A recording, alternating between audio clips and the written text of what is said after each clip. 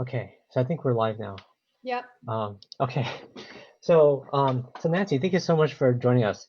What you want to talk a little bit about the businesses that you operate here in our city? sure. Thanks for the invitation, Greg. I really appreciate it. And I also appreciate you as our city councilman and that you are business friendly in our downtown Palo Alto. Um, we run Coupa Cafe. I'm the owner with my son and daughter, John Paul and Camelia. And we've been there since 2004 and expanded at Stanford University and in other locations. I have two locations in downtown Palo Alto and elsewhere, Redwood City and Los Altos. But the COVID brought around a situation which no one's ever experienced. And it was literally, we started feeling something, I would say, even as far back as February and early March. But then as of March 16th, when the shelter in place was mandated by the governor, we had to sort of face reality like, oh my God, now what? And luckily, we were one of the few that already had delivery in place with DoorDash and Grubhub and Uber Eats and all the rest.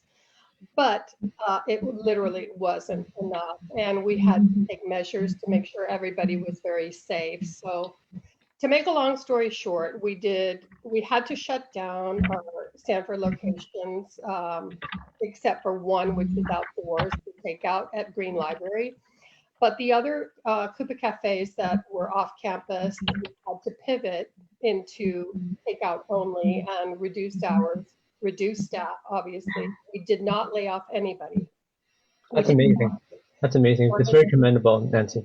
Well, we really wanted them to feel like they have a place to come back when this thing is gone and Yeah, not fear, because the fear factor was enormous. And also we encouraged them to apply for unemployment, et cetera, while we were trying to figure things out.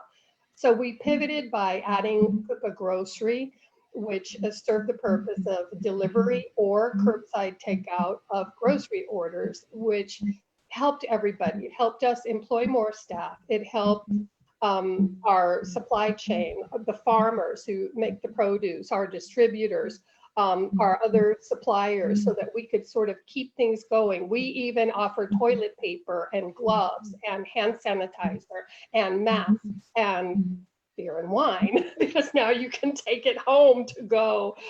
So we served a purpose for people who don't want to go stand in line at supermarkets for hours to get inside.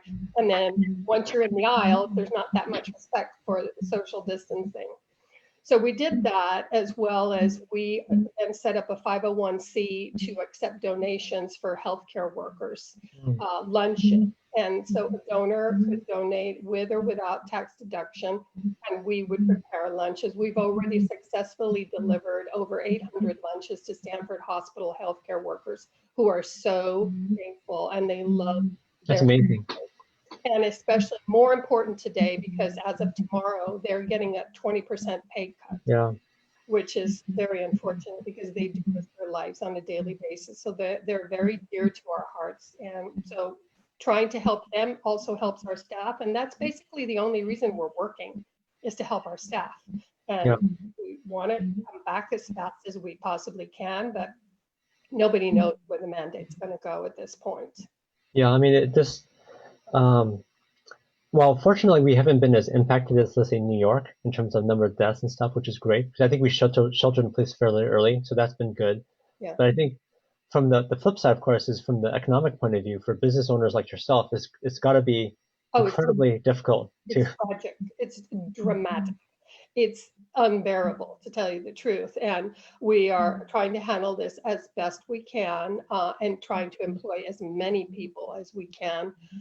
And literally, that's it. We're operating at a loss. And it's kind of, you're going to say, well, why do you do that? Well, I guess because we're people, Yeah, and we care about others and we want eventually to turn the page on this and feel good about how we handled it, and not that we just like, oh, shut the door and wait till this is over and let's sit and watch Netflix. No. Yeah. But we work harder now than we've ever worked. And I have to say that my son and daughter, I mean, I literally couldn't have done this without them. They have been amazing. My son did all the IT to put the grocery together. And literally that would normally take like, 6 months for someone Yeah. to do for you. So, Yeah. Oh, I love how you've been able to pivot. I mean, it's not like you're trying to help the community, you're trying to help people to do grocery shopping. Because I know a lot of seniors, because they're not supposed to, go it's out. it's Yeah. they're a endangered. So it's really great that you're providing a service that the community needs. Yeah. People And love the results. They've absolutely loved it. Plus, we offer cooked family meals through grocery as well. So you can do your grocery shopping and you can have your dinner ready cooked, and you pick it all up at the same time, or you get it delivered to your house, whichever yeah. works for you. So Sorry to cut in. We're coming close to the end of the meeting. Oh, Yeah. how much time do you have left, Vienna? We're like 1 minute over. A minute over. Okay. So let me, Nancy, I guess let me just ask you this. It's challenging time for businesses. What can the city do to help, like businesses like yours who are trying to serve the community, are struggling, you're losing money serving the community, trying to do the right thing, trying to keep the employees working. What do you think we could do? I'm going to tell you in a 1, 2, 3 real fast. Number Yeah. one, they can help us with utility bills, which basically we're unable to pay at this point. Number two, they can help us with landlords who are not flexible and don't understand that small business really can't afford to pay rent at this time. And we certainly can't afford penalties. We can't even afford deferring rent. We need some kind of exoneration. We need to be partners in this issue. Sure. And I think if the city can help us with outreach, a call to action for donors, there's a lot of people who can donate.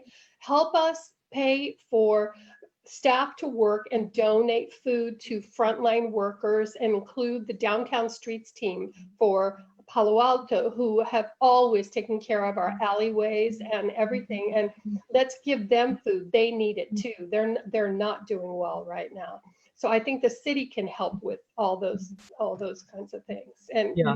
come up with grants like other cities have done, and Yeah. help them survive. So the utility bills, the city manager said, and I pushed for it. We made a motion in the past. So the city manager you should be able to talk to.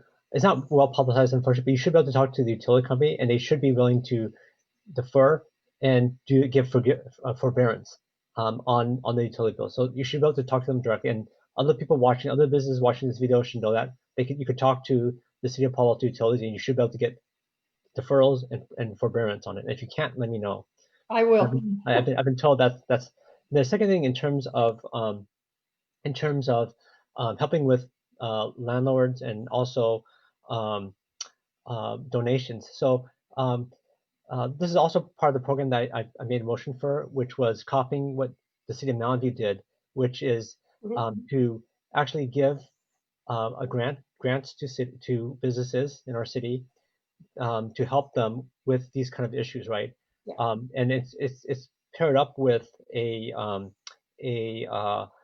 matching program or some sort of matching program where private individuals can also contribute to this. That would be amazing, but we need it now, Greg. We need it now, yeah. We need it now, yeah. Yeah. So this is rolling forward, but what would normally take 5-6 months for us to decide on this stuff.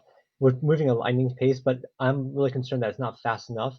So I'm pushing hard for this to get out there sooner, because I'm worried that business owners like yourself, you can only lose money for so long before you have to throw in a towel. Well, that's the problem, and we need to have some kind of perspective on how long we can hang in there. And luckily, the weather's getting better, and hopefully people will come in more for takeout. But it's still there's a lot of people that need to get to work, and in the ways that, of course, it's safe under COVID-19. But if the city can pitch in and help us with all this, it would be an enormous help. And also, you've been operating in our city for how many years now? More than 16. 16, yeah. So a long time business in our city, and I know I've been there a lot, and I'm sure a lot of people have been to your coffee shops. You call them coffee shops, or what do you call I them? call them cafes. Cafes. Okay. Yeah. We're So kind of unique because we do food as well as yeah, coffee. yeah. We're coffee roasters, and that's our main deal, obviously, but we also love food. So we've always done that. Yeah. Okay. Well, Nancy, thank you so much for chatting with me today, and keep me informed as to both how the utility is going on the grant stuff. It's I know it's not there yet, but it should we're pushing hard because I do know that businesses like yours really need it. We So do. thank you for serving Thanks the so much community. for your service to our city. Okay. Talk to you later. Bye bye. Bye.